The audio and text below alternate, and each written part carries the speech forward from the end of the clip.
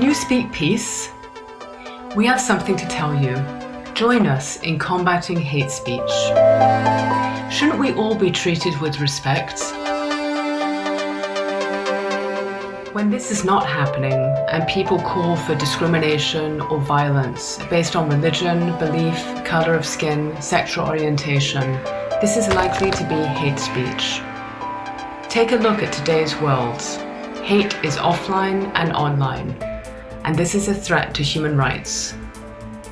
Free speech encourages debates. Hate speech incites violence.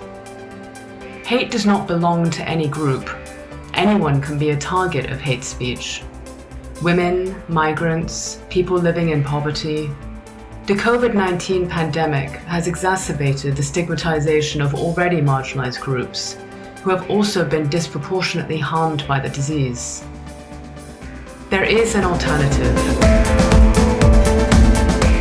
Take a stance against hate speech. Respond to hate with love, empathy, compassion, strength, respect.